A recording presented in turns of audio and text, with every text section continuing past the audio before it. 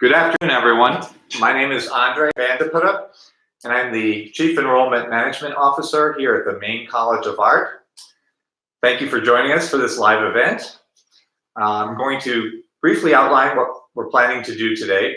During this 1-hour session, we'll be sharing information on the SALT Institute of Documentary Studies at Mecca.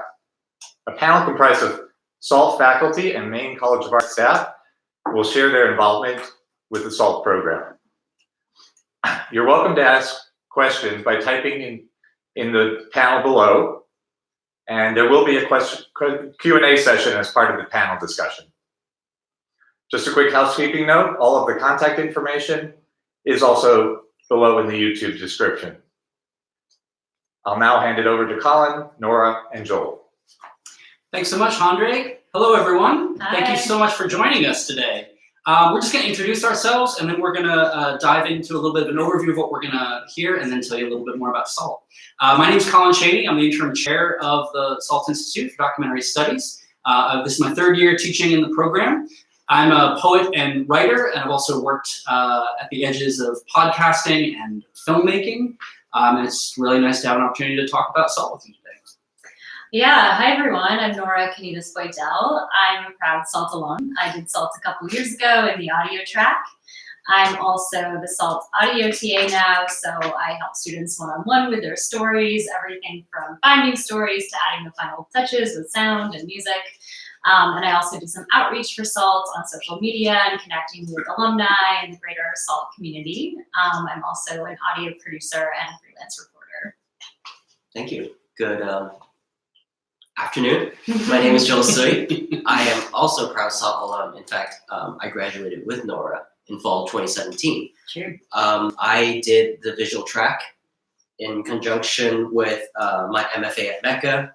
My creative practice, I am a conceptual artist, and I'm interested in combining narrative nonfiction with fine art. In addition to that, I am also Maine College of Art's graduate admissions counselor. Great. So I'm just going to give a little overview of what we're going to be talking about for the next 20 to 30 minutes. We're going to discuss the overview of the SALT Institute and talk a little bit about its history, the various forms that it's taken, the transition of SALT into the Maine College of Art. We're going to talk a little bit about the course of study here and what students do while they're at this part of our program. We're going to talk about what draws students to SALT, as well as the careers that they go on to after graduation. And after that, we're going to also answer a few questions as well. So Joel, where should we begin? Let's start with the obvious. So what is the SALT program? So the SALT Institute for Documentary Studies is an intensive 15-week program. It's an immersive professional audio and visual storytelling and training program for anyone interested in working in the areas of radio, podcasting, videography, filmmaking, or photography. Today we're going to be focusing primarily on the audio storytelling track. That is the course of study that we're running in the fall, and but applications are also being taken for the fall of 2020 when both the visual and the audio tracks are being run. Our fundamental purpose is to teach responsible storytelling. Our approach is pretty intense. It's very experiential, it's very collaborative, but also ethical. Our focus is on people, their stories, and telling them well. While the students are here, they enroll in either the audio or the visual track, or next term just the audio track. They also take the SALT workshop, which I teach, which focuses on the fundamentals of storytelling as well as the ethics of documentary practice. And they're also engaged in field research while they are here. Yeah, and I would add to that, SALT students come ready for a really immersive experience. They come from all walks of life, but students come here curious, passionate about storytelling, driven. A lot of people have already thought a little bit about the ethics of documentary work. Who gets to tell stories? How do they tell them? What are the impacts of the way that they tell those stories? And they come here excited to talk to other people like peers and instructors about those questions they've already been thinking about. So students are just a really curious bunch in general, regardless of where they come from before SALT. So then people are choosing between the two different tracks, so radio and podcasting and film and photography. And then everybody gets together for Colin's class, which goes over all kinds of things related to documentary. So the craft of storytelling across all different medium, as well as the ethics behind it. Thank you, Nora. Thank you, Colin. Yeah. So can you speak more about what makes this program, SALT at Mecca, so unique? Do you want to tackle that one first? Sure. So I think that what makes it so unique is that it is just so immersive. And we're probably going to be using that word a lot, immersive. But it really is. You get to jump in and start making stories in the first week. And I think that's something that's really unique, is that hands-on component. And doing that with other people that are so excited to do it. I think Portland, Maine is a unique place with a lot to offer as well. But I really think it's the fact that you get to jump in and do these stories. Yes, you're doing stories based in Maine, but because you get to choose whichever topics are interesting to you, it sets you up to work all over the country and in other countries as well. And as Nora said, while the stories that you'll be working on while you're here at SALT are focused on Maine, all of the skills and approaches to storytelling, documentary practice travel really well, and our alums find themselves all over the country, indeed all over the world, making stories and creating documentaries. And behind, I think in terms of uniqueness, I think also what underlies the program is this belief in that stories can foster community, that you can celebrate individuality and create awareness while telling a very compelling story that is also ethical, both to the people that the story is being told about, the community that that person is coming from, as well as engaging the broader public as well. Thank you. So I want to talk a little bit more about that history of SALT. So I was really excited to learn about SALT as an MFA student at Mecca, and I know that there's really rich history for SALT over the years. Can you give us a brief history of SALT for those who are not familiar? Sure. The SALT program began as a high school program in 1973 in Kennebunk, Maine, about 20 miles south of here, I believe. And it was started by a woman named Pamela Wood, and it was created as a project to get young people in the Kennebunk community out talking to their grandparents and other people in the community that had skills that people were a little worried might vanish. Or so a lot of the early stories in the magazine that they created, the magazine that they chose the name SALT for, were about, for example, how to hand stitch a lobster trap net, or how to bake baked beans in a can in a hole in the ground, or the medicinal qualities of herbs that can be found in the woods. But over time, those stories became more and more about folks beyond Kennebunk, and the students started spreading out across Maine and indeed across New England. The program morphed over time. It moved from being focused primarily on the magazine. For a brief time, we actually were a boat building. We had a boat building internship where we could specialize either in fiberglass boat building or in wood boat building. I'm trying to bring that back. So anyone interested in fiberglass boat building, come email me directly.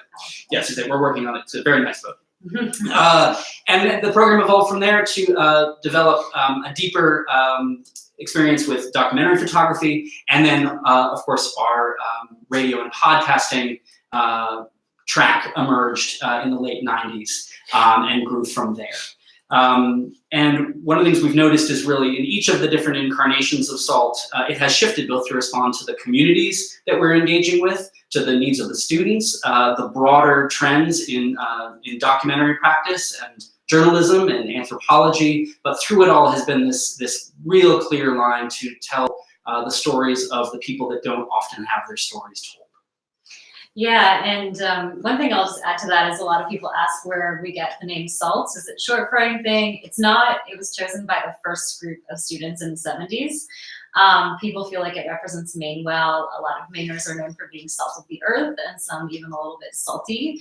And I think a lot of the sort of tenacity that's required for field reporting or living and working off the grid or off the beaten path a little bit is salty as well. So yeah, we feel like the name still fits for that. Thank you. So SALT is now partnered with Mecca, Maine College of Art, for those who are not familiar with our acronym. So tell me about that relationship for SALT at Mecca. Yeah, I mean, as Colin mentioned, so SALT has this long tradition of this immersive storytelling. And so Mecca acquired SALT in 2016 to continue on that tradition and to develop it into a graduate certificate program. And we'll talk about it more, but that definitely comes with some perks, including access to financial aid. I think in addition to the accreditation, you can get a graduate certificate. You receive a graduate certificate on completion of the 15-week intensive program. One of the things that's really been wonderful for me to see is how the students at SALT who are here primarily to do documentary practice or to go into podcasting or filmmaking, we get to do our work in the context of Mecca and the Arts District of downtown Portland. And so the students are here who, again, may not have a background in the arts, get to be surrounded by students in the BFA and the MFA and the MAT who are working on design projects. There's fashion shows, there's rotating exhibits of student work and professional work coming through. So it's a really rich context to be making stories within. Yeah, you walk around the building and there's just always something interesting going on, whether someone's like welding something, or we heard that today in the gallery on the first floor, people are making sourdough. So there's just always something neat going on in the building. As a student, you can walk around and just get inspired by what other people are creating. Totally. Yeah. Thank you. So I know what attracted me to the program, specifically the resources to research narrative methodologies with fine art. But can you speak to why you feel students choose to come to SALT? I want you to answer that, since you made the choice to come to SALT. Yeah, sure. I think so. What really drew me is like, I knew that I already wanted to tell stories and I was eager to create things. Like I'd done an undergrad and I really loved it, but I was really ready to make stories and not just talk about them or talk about other people's work. And so when I found out about SALT, I was like, that's such a great way to get right into it, but also with some structure and support. I think it's difficult to figure some of these things out in your free time when you're alone in your basement. So I love the idea of coming to a place that would really support me in creating work so that I could make a portfolio, but also where I could kind of benefit from the expertise of instructors who have all worked in the field in different capacities. And I also knew I really was ready for a really collaborative experience. I think anyone who has created things can attest to the fact that it can be a lonesome process sometimes.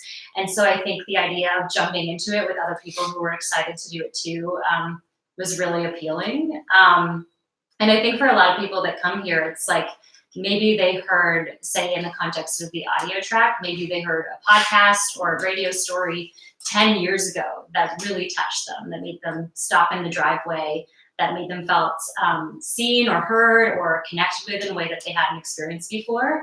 And I think those moments stick with you. So I think a lot of people who come to SALT can remember that first thing that they heard that gave them that experience, and they're following through on this dream that developed years and years ago. And this is their first big step towards like joining those creators that they admire. Completely. And jumping off of that, I think the community of SALT alumni that has been built over the last 45 years is really astonishing. And it's one of the joys of the work that I get to do is engaging with those alums. And indeed in my class, one of the assignments we have is to the students choose an alum that they want to reach out to and talk with about their career and about their practice and about how their understanding of ethics was shaped at SALT and how it's evolved since then. So being able to become a part of that community, engage in a very dynamic discussion at the level of art and practice, but also just at the level of career and networking and sharing ideas is just a really wonderful piece of what you gain through the SALT experience. It is, as I said, a graduate certificate program, so it is accredited. You are eligible for federal loans, and you get the chance to also study with some pretty amazing audio producers and filmmakers as well. And there is a great community that develops over these pretty intense, as Nora said, we keep using that word intense and immersive. Really amazing community that develops between the faculty and staff and the students over those 15 weeks, which seem like a lot of time, but goes by very quickly. That's a new addition, right? That reaching out to alums. Yeah, That hasn't happened to us. Yeah, I mean, I guess, well, yeah, they'll be reaching out to you now. I'll reach out to you, Joel. Alum to alum. Are you gonna enroll in a different track next time? So I think that's a really good example and a segue into my next question. So for those who are interested in doing the program, can you like describe the curriculum and the philosophy of the program?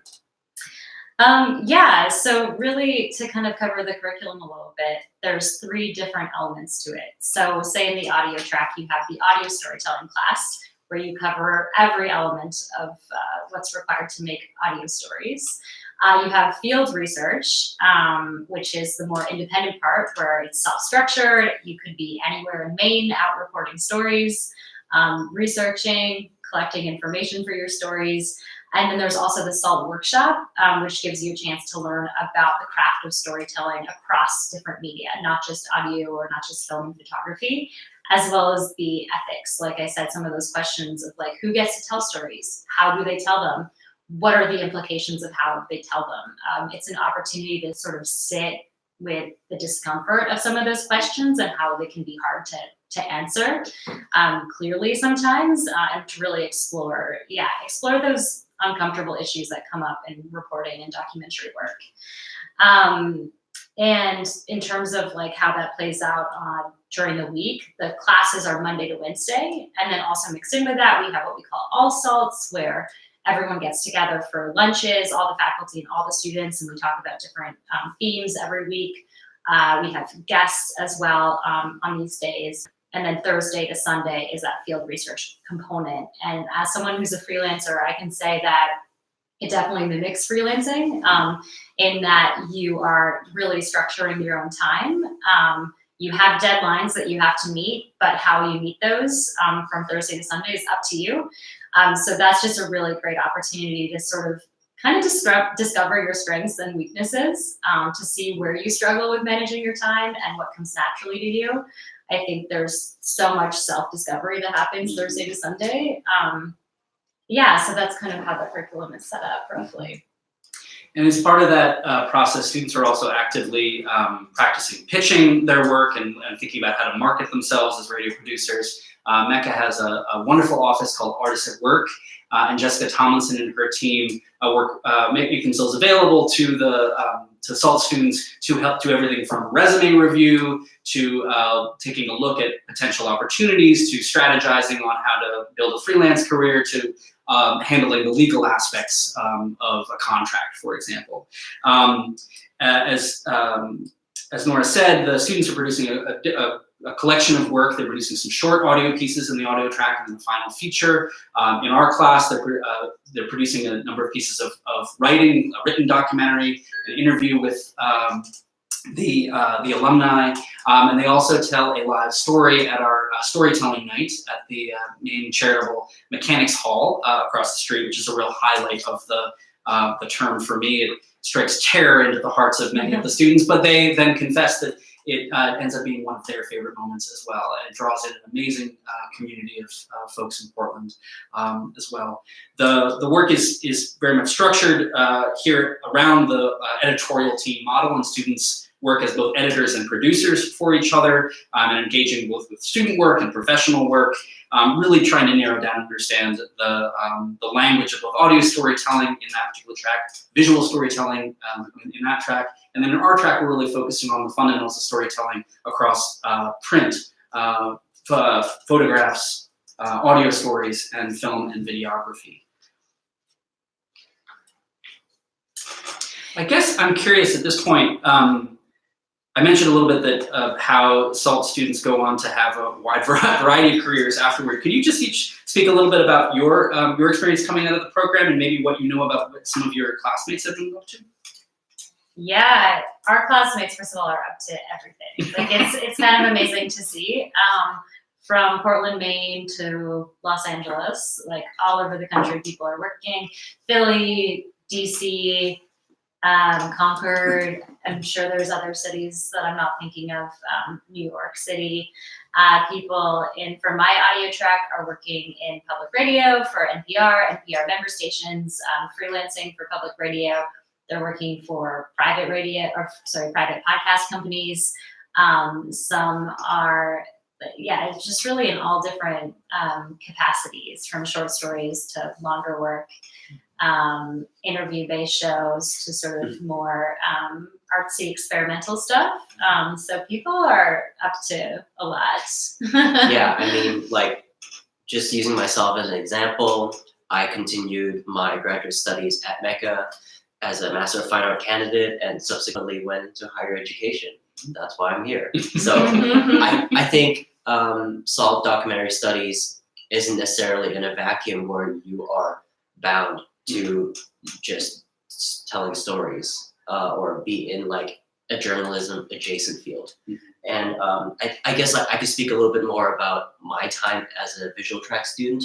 One thing I didn't realize was how much the visual track and the audio track rely on each other to produce stories. So an example we had for our time together as SALT students, we had this thing called Doc in a Day, where we are paired with one visual track student and one audio track student. We're given an assignment, we all go to a location, and then we produce a comprehensive storytelling package within a day.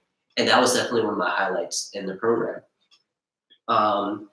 And I really appreciated the flexibility to experiment and create during my time in SALT, that I was able to experiment with doing photo storytelling and video storytelling. In fact, that led me to produce the first virtual reality documentary film for the SALT Story Archive. So we talked about All SALT earlier, and I'm happy to say that Nora and I and a couple of our peers still maintain this tradition, and we host our own All SALT post-SALT. About twice a year, we catch up with our friends and what they've been up to, and it's really hard to align a time to like get on Google Hangouts and Skype together because we're all in different time zones. I mean, for instance, our classmate Harry is What's now Harry up to? Yeah, he's now audio project manager at Sci-Fi Wire, so he's like managing a bunch of different podcasts. Even on his birthday, which is today. Happy birthday, Harry! Shameless shout out.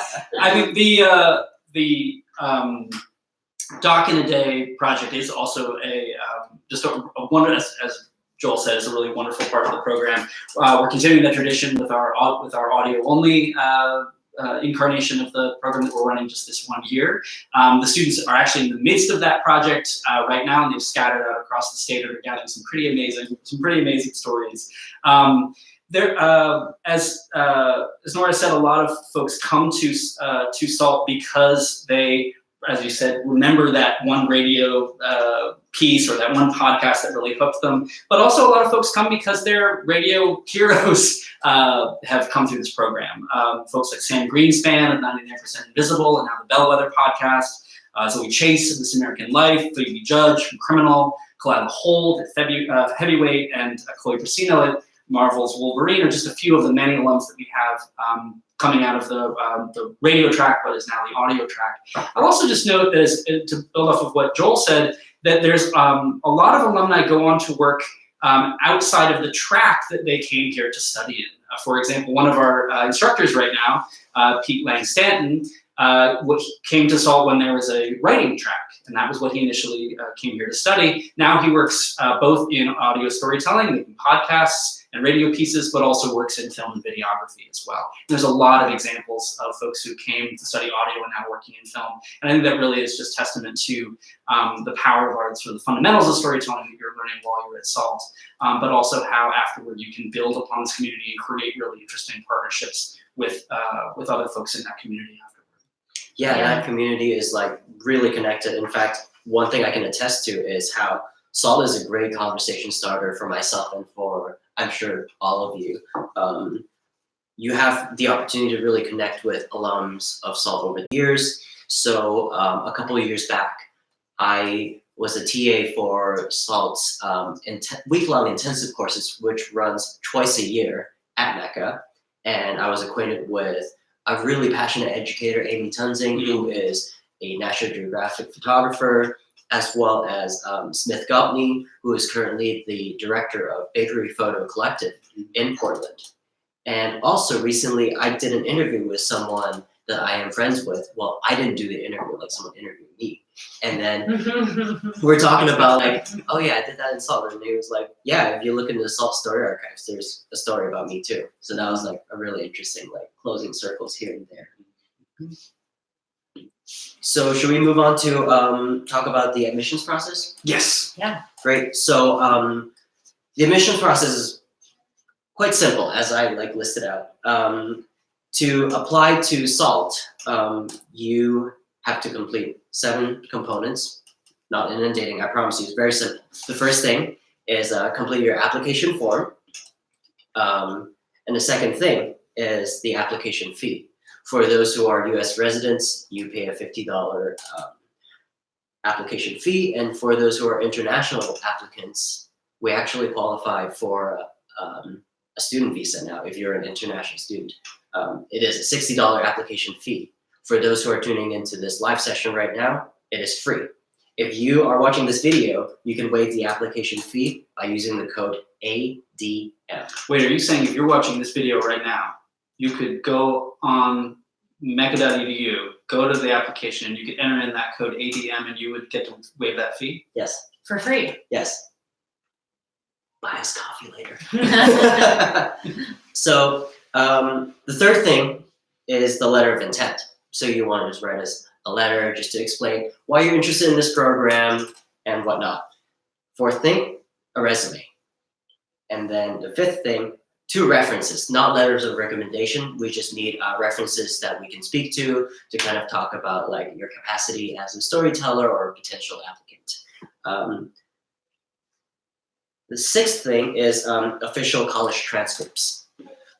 And the final thing is a portfolio. And for those of you who are applying for the audio track in the spring 2020 term, we need 2 short story examples. They don't have to be of professional quality because we want to see where you're at. We always love seeing people who have a lot of potential and room to grow. So that's all the 7 things for the application, but I'd also like to bring out the SALT Fellowship. So as part of SALT's at Mecca's commitment to training the next generation of storytellers, we are pleased to offer the SALT Diversity Fellowship. The fellowship focuses on supporting the work of students from underrepresented communities who have been accepted into the 15-week SALT Institute for Documentary Studies graduate certificate program at Mecca. So if you're interested in applying for the fellowship, on top of the regular application that I just outlined, the 7 things, you need 2 more things. 1 is a fellowship application, and the second thing is a 500-word essay addressing the fellowship. And in terms of the timeline, for the spring 2020, there's a priority deadline of November 1st, and that includes the fellowship application if you are eligible and interested to apply for the fellowship. Otherwise, the final deadline to apply is November 15th. For fall 2020, priority deadline is tentatively early March, and final deadline is tentatively mid-April.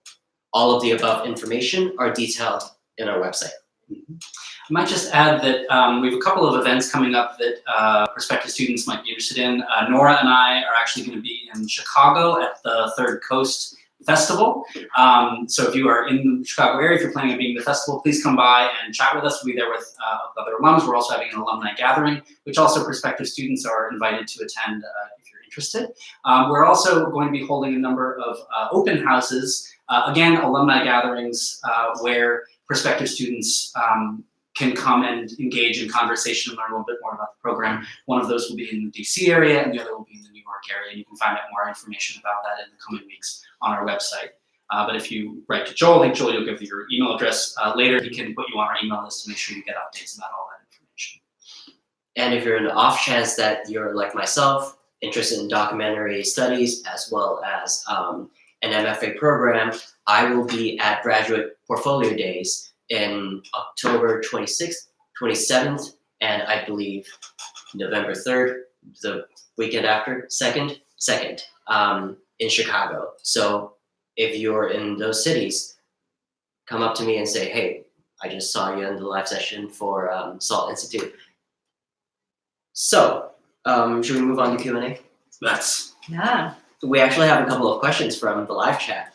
Luna writes, Thank you all. This is very helpful. How much time is spent learning technicalities of editing software, programs, cameras, etc.? Question. You want to tackle that first? Yeah, so I think at SALT, first, it's really important for us to focus on story. We believe that anyone can learn the audio production skills necessary to make podcasts and radio, and really you can. It can be tricky at first, but after 4 months, it will really feel like you don't even have to think about it in the same way that you did at the beginning. So first, we really emphasize story more than anything, and the skills required to find story and interview people, collect that great tape so that you're working with something really good. We do really emphasize training good recording practices because there can be a bit of a fix it in post mentality. And we really believe you can get great sounding audio by the way that you interview people and hold the microphone and set everything up. So we emphasize that kind of training first. And then one of my roles as the TA is to definitely help people along with audio production and audio editing skills. So that starts with cutting the tape, just separating different sentences and putting things in a different order, all the way to selecting music and making scoring a piece to make it sound good. So I'm not, hopefully this answers your question, but we definitely do talk about tech and teach the audio editing skills that you need, and we mix that in with story. Both of those things we find to be equally important. So that's kind of the order that we attack them in. So some people come to SALT without any audio production skills. I had very little when I started, and some are quite familiar, and everyone kind of makes it work here and learns the skills they need to get up several levels by the end of the semester.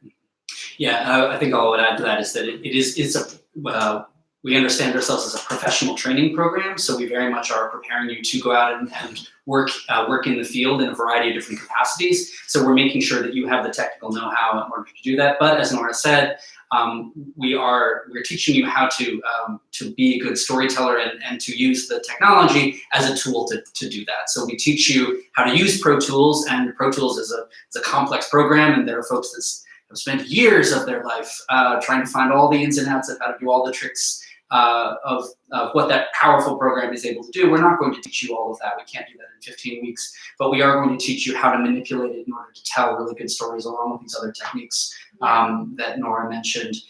We provide you with, when you're in the audio track, we provide you with a Zoom H5 audio recorder and a Rode microphone. You need to bring your own headphones, but otherwise all the other equipment that you need is here. So we'll be training you actively to be doing that from the very first day of class. Thank you. Luna actually has a follow-up question too. Is there a portfolio requirement for the application to the visual track? Thank you. Yes. So the visual track is going to run in fall 2020. And if you're interested in applying to the visual track, there are multiple ways to do it because the visual track consists of both photo and video, and there's like very different components to how you build a story through these different methods and mediums. We're pretty flexible about it. Again, the whole idea is submit 2 different stories. If you are predominantly a photographer and you're focused on doing photo storytelling, we ask for 20 images. It could be a 20-image long-form story or 2 10-image short-form story. If you are a video person, 3 to 8 minute video is considered a short video story. So we're looking for 2 of those stories as well. Or if you're kind of a hybrid like myself, you could do 10 photo short form story as well as a 3 to 8 video story example. All right, and then there's a couple of more questions that we've kind of collected through our preparation. What academic professional backgrounds do people have who come to SALT?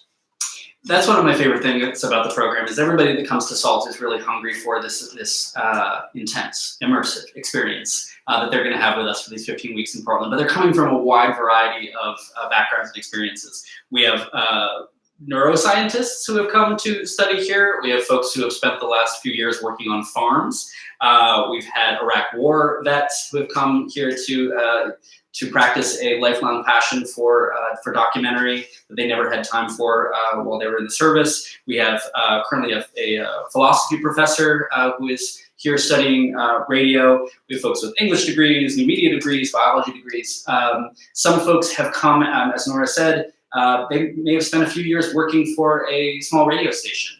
They may be working in the field. They may have already worked on a few documentary films, but they've come here to refine a particular part of their practice or to perhaps redirect their career in some way. But I think it's that those differences of backgrounds is really quite enriching. But we are making sure that as we're selecting the candidates, that we're creating this cohort that's going to be working well together collaboratively, and that we're bringing that collection of students on together and making sure that there's a lot of opportunity for cross-pollination of skill.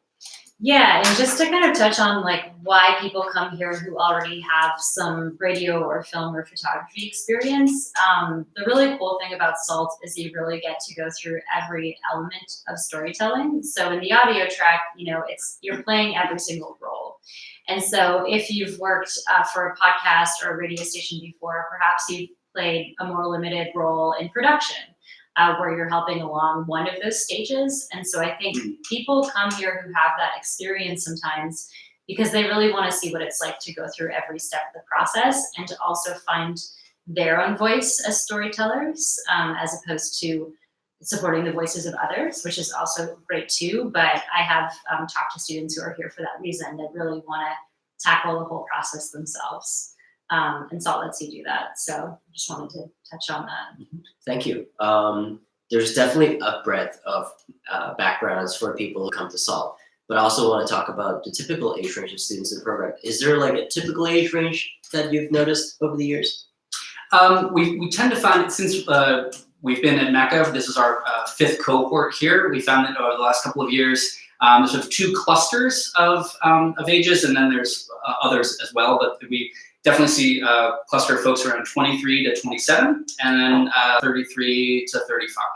And I think what that is speaking to is that they're, at least in those two pockets, we're finding folks that have been out in the working world, have been making something, but maybe are thinking of themselves more at the beginning of their career and wanting to make a leap into documentary practice. And then another collection of folks who have gotten a little deeper into their practice or are perhaps making a mid-career shift. But we've had, you can apply to be at SALT as an upper level undergraduate. We've had some undergraduates that have enrolled here, and we've also had retired people as well. So it's a real breadth of experience. And what was the breakdown like during your year? Yeah, I'd say it was like 23 to 65, probably. I don't know the exact numbers. So yeah, I would say 27 was like the most common age, but it really was a spread. And I really loved that. I think there's so much to be gained from having younger and older students. Yeah. Thank you. And I think this is a Nora question. Is the market getting flooded with podcasts? Yes, a Nora question. Oh, that's a great question. So is the market getting flooded with podcasts? There are more podcasts than ever. Definitely, there's more and more and more. But not all of those podcasts are of the same quality. And so you have many, many people that are making podcasts as sort of a side hobby in their basement, and honestly, total respect for that. I think that's amazing.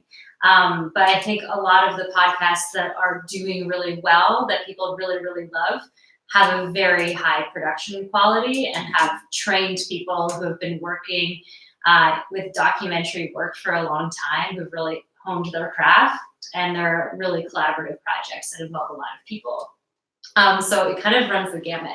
So yes, while there are more and more people in the podcasting space, I think the demand for trained professionals in that space is growing because audiences are growing. People are starting to really love audio content. So I think that there is a need for people who have been trained in story, first of all, and also with the tech elements, who are really committed to the craft and committed to it in a serious way that's not, just Friday nights here and there. Again, there's nothing wrong with that, and I think that's amazing if that's what you are doing. So I think with the increase of podcasts, there's just more and more companies funding them too. So you have, of course, radio stations that are putting out podcasts and individuals, and then you have huge companies that want audio content. And sometimes that means they want branded content, which provides a lot of work for people working in the industry. And sometimes they just want to fund creative projects because they find them interesting and cool and want to be connected to them in some way. So I think my answer is yes, but not in a bad way. It's a really exciting time to be in audio. Things are just growing and growing, and audiences are increasingly hungry for great audio content. More and more people are having that experience of having heard a podcast that they just love, that makes them want to listen to more. So as someone who's working in the fields, it doesn't worry me that there's more and more podcasts. I think it's great. Mm-hmm.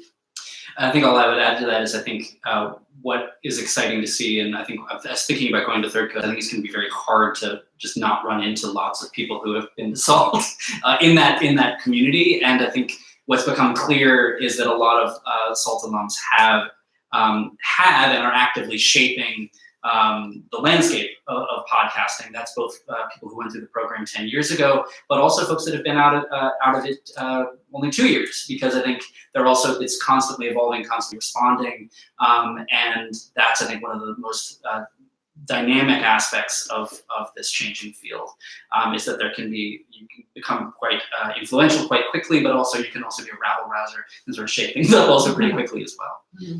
I'm going to take both of your answers and use it for my own personal professional gains. Oh, wow, Joel.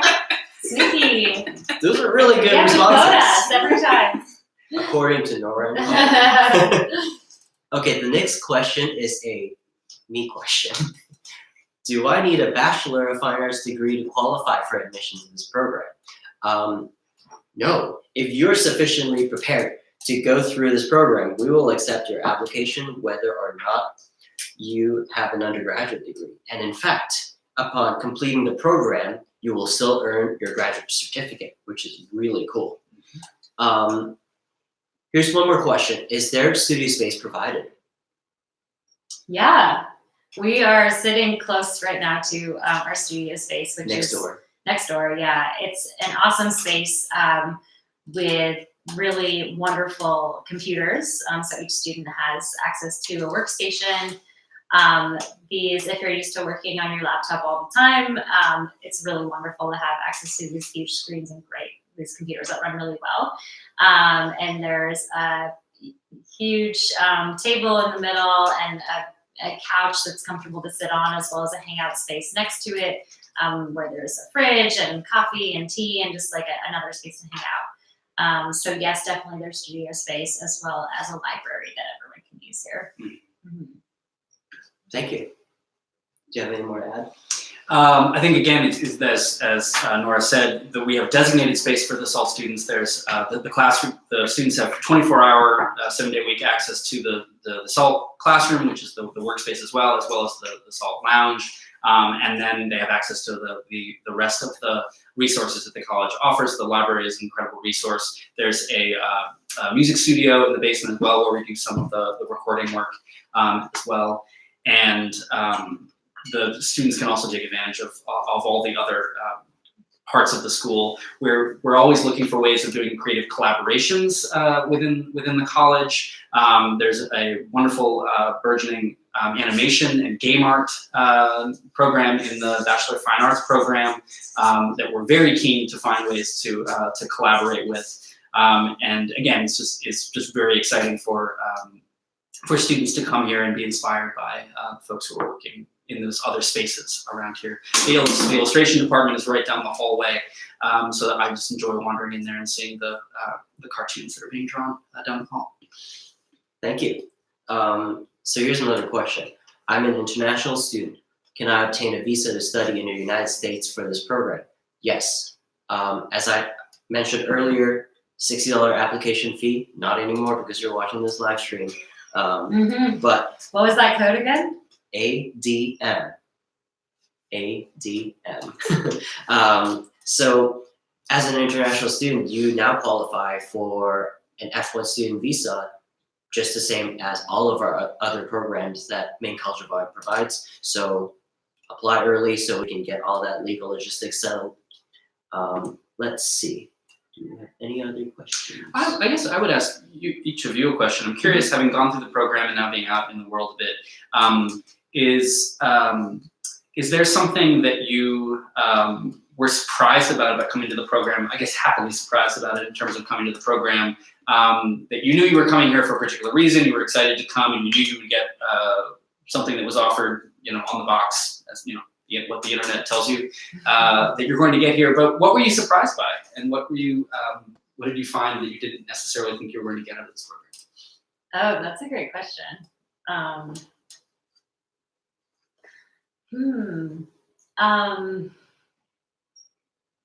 I think that I kind of alluded to this a little bit when I was talking about the field research component, which is that Thursday to Sunday, those days where you're kind of in charge of your own work and when you do it.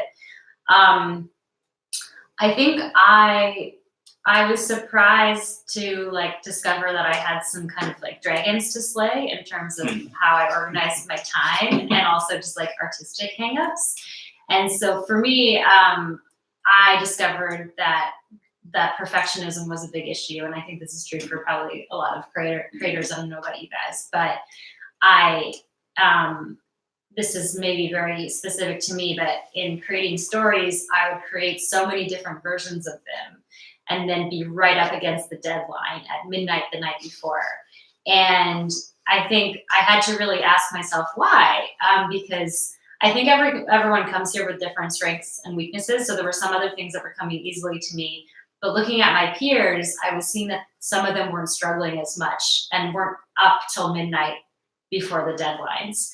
And so I think in having to compare my process to theirs, it made me really realize oh, I'm doing these 7 different versions of stories because I'm convinced that there's a perfect story and that I'm going to find it if I try them all. And that I have to keep trying them all until I'm right up against the deadline so that I'll land on that perfect story. And in kind of seeing how some of my colleagues dealt with their work, they were much more decisive about things. They kind of let go of all of the possible ways of telling a story earlier. And so I wasn't, and I think that a lot of these things, I think that the issues that we struggle with in art, we struggle with in life. And so I kind of had to confront that personally, why do I think that things need to be perfect? Why do I think there's one right way of doing things? What would it be like to just try a way and say, this is the way that I'm going to try? And so I think the intensity and probably other personal discoveries too, but I wasn't quite prepared for those things that I think a program that's intense like this, that has quickly moving deadlines, that forces you to be vulnerable by sharing your work with peers. I think it forces you to go through some uncomfortable personal territory. So that was a surprise for me, a good one for sure. Yeah. I really noticed just on what you're saying, that there's students, I think, find themselves maybe thinking that sometimes coming and think, oh, I want to come and create a portfolio, or they come knowing that they want the structure of the 15 weeks so that someone is giving them deadlines, or they're coming for a time to play. In other words, they're taking time out of their career to give themselves some creative time. And usually what they find is that they actually really need one of the other things, the thing that they didn't, as you said, the thing that they didn't know, but it's some sort of combination of those 3 elements. But one's also always a little bit of a happy surprise that, as you say, requires some self-reflection and some self-investigation. Yeah, I think for myself, the things I didn't expect is how cyclical the content is, because for a lot of us in really diverse backgrounds, you're all really just connected by storytelling, to put it really simply. And then you start thinking about, well, crap, what do I want to make a story about that's in the area? And then you start reaching for the comfortable things. Myself, as someone who is immersed in the art community, I end up doing a short form project on Project MECA, the Maine Fine Art Conservation nonprofit. And that kind of opened up a new door in my research. And also on the topic of research, one thing I was really caught by surprise was how there are things that aren't revelations until years later, and you're dang, the thing that's coming back to your life again. So in my MFA thesis, so I was hoping that SALT, documentary studies, was there to kind of like help me bolster the production methodologies for narrative nonfiction, but I didn't realize the texts also came back in my thesis research. So I actually had a significant portion in my thesis research that involved talking about documentary and the theories of documentary studies. Another thing I could also talk about is something that's really, what took me by surprise is like being in the visual track. I was thinking, I'm not going to deal with a lot of like radio storytellers. It's fine, but that's not true at all. Like for starters, we have that doc in a day where you're paired with another radio storyteller. And like those are the instances where I realized we rely on each other a lot. That like as a radio storyteller, you put a piece on the internet and you needed like a masthead image or like this thing that grabs people's attention, and you're not going to just put waveform on the internet. And the same goes the other way around. Like as someone who is a photo video hybrid person, video has moving pictures, has sound is half a video. And back then I really relied on a lot of my radio colleagues to kind of help me polish up my skills, have better quality audio. So like, in fact, for my final project, I invited Chris to help me do audio recording and do wild sounds, Foley, all that kind of stuff. So that's super interesting. Yeah, just the SALT workshop is the place where, in addition to the all SALTs, is the class where the students from either the two tracks, and when we're running both audio and visual, or as this term, we have two different audio tracks that are running. So all the students get to come together, and again, it's a different combination. It's a different mixing of talents and experiences. Also, the audio track, the one track is taught by Ashley Cleek, another is taught by Pete Lang-Stanton. They're both amazing audio storytellers, but they're also very different audio storytellers. They have, they themselves would say they have different strengths, different preoccupations, and so the students in their particular tracks are learning the same curriculum, but from a slightly different perspective. And so the workshop is another place where they can trade ideas, they can bounce things off of each other, and then take that back into the work that they're doing on their own and then in those tracks. I think, you want to? Oh, well, I was just going to add to that by saying, like, I think one of the neat things at SALT is you're getting feedback from different instructors, from your TA, as well as your peers. And I think when you're a student, it can feel really stressful when you get different pieces of advice. It's like, wait, you thought that ending was bad? This person thought that ending was great. But I think this mimics real life a lot, where when you're working with different editors, they're going to have totally different points of view on stories. And you're going to share it with 3 friends who might all have different points of view. And so I think it's really actually great to get exposed to that and what it's like when you have conflicting editorial advice and how you manage that, and trying to find the balance between being flexible in your approach and flexible to change your story, but also holding true to what you find compelling. I think it's good. Yeah, it's good training grounds for that, because I've definitely found that has not stopped after some conflicting advice. I think that's totally true, and I mean, it happens in other realms as well. But I think more importantly, I want to highlight kind of my favorite quote that I've like gotten out of this program is, "Documentary is a creative treatment of actuality," and it's super valid because you usually come into kind of like an idea, you're interested in it because you kind of have this idea of how it'll unfold, but it doesn't always happen that way. And then once you like start doing the project, and then you're like, well, this is not doing the thing I wanted to do anymore, or like it opens up new branches that you didn't expect, then you have the ability to make the decision of, do I continue to pursue the path that I planned, or do I take this new path and see where it takes us? And a lot of times I feel like the latter is the most rewarding option. I wonder, we've got about 6 minutes left, but I was just curious. I got to have the pleasure of watching you each go through this program, and to see the projects go from these initial ideas that we're going to muddle with other ideas, and then watch you develop them and do the work out in the field and play with the various formal and storytelling elements that you have to juggle with. I'm curious, are there particular stories that your classmates produced, or other stories that you've encountered at SALT that really have just stuck in your craw, that are just particularly compelling to you, that you think might give a little bit of a taste of the kind of stories that are told at SALT? Oh man, yeah, a lot of them.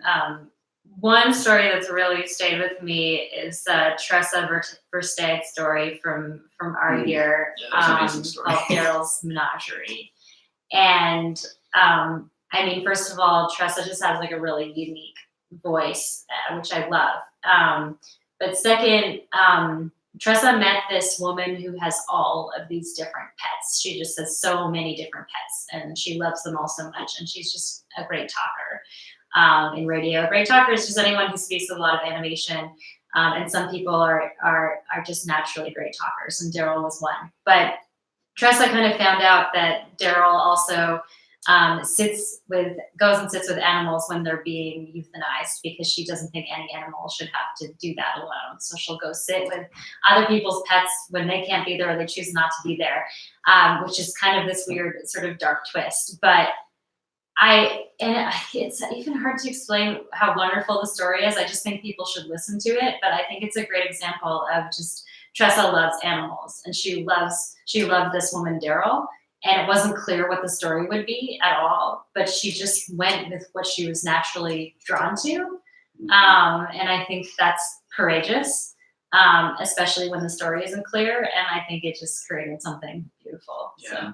And you can listen to that story and listen to 1,000 other SALT stories, photographs. You can also read print stories and multimedia and film pieces, all at the SALT Story Archive. So we'll maybe post a link to Tressa's story there. Is there a story that you were thinking about, Joel? Yeah, but before that, the SALT Story Archive, really simple access. saltstoryarchive.com. ADM. Save yourself $50. saltstoryarchive.com. But yeah, I think another thing I want to like add on to it before I bring that story is it's really impressive how visual a radio story is. Like, you listen to it, and because it's so well produced, you start kind of like hearing every bit of like, you know, leaves crunching, and then you kind of have that imagery in your head, and that's just so surreal, especially when we all come together and present our final projects together. Could you maybe just say a little bit more about that final presentation? Yeah, so a lot of times when we're in the final project, we're all just kind of like buried into doing our own project. And then towards the end of our term, we all kind of queue up our stories and then present it at our lecture hall at Maine College of Art, Osher Hall. We invite a lot of community members as well as alums and friends and family. We all sit together and we just listen to all the stories, and it's amazing. Like, I think one thing to say is it's a life-changing experience to kind of see or hear your work in the big screen with an audience and hear them applaud and yell and cheer. I'm not partial towards Harry Sultan, but one of my favorite stories was the one he presented at Mechanics Hall, which involved him having this hallucination of doing a skydive again and again until he actually had to do the skydive. You remember that? Yeah. It was so good. Yeah. The way he paced it, the punchlines and all of that kind of stuff. He deserves to be on Sci-Fi, Wire, and he deserves to have his birthday today. And as I also remember it, Harry did not want to tell that story. He did not want to be on that stage at the Mechanics Hall, but it was, as Joel said, it was an amazing experience. And we were all very salty about that. We were very salty about it, because we were like, we're making audio stories. Why do we have to do this? But I do think that audio stories start with audio storytelling in person. That's where this all comes from. And so I do think when you can get in touch with that sort of more bare bones form, it's really good. And I think like one thing that we were kind of like begrudgingly doing it before we did the event, but afterwards it was really rewarding, because it was then we realized we had like an opportunity to like step away from the baby and experiment with something Yeah. that's not super stressful. Yeah, and I also think, whether you come to SALT or not, as you develop as a storyteller, I think it's really good to tell stories about yourself, to remember what it's like to be a subject. Because, we're all out interviewing people a lot, and I think it's really important to put the pressure on yourself sometimes to see what it's like to be vulnerable and share your own voice and share your own work. I think it's really important for kind of maintaining that empathy with everyone that you interview or everyone that you listen to as an audience member. Yeah. And when I came up with that assignment and assigned it to Nora and Joel and their classmates 2 years ago, it was a little terrifying. It was an experiment, but I thought that it was important for us to do. It definitely gave me the white in my beard. Definitely comes from that term and from your saltiness. So the salt and pepper that I have there is credit to you. We want to just thank you so much for joining us. And please, if you have any questions, please email Joel. The note that his email is in the comments section. Please stay tuned for future events. And with that, I'm going to hand it back over to Andre. Thank you, Colin, and thank you, Nora, and thank you, Joel.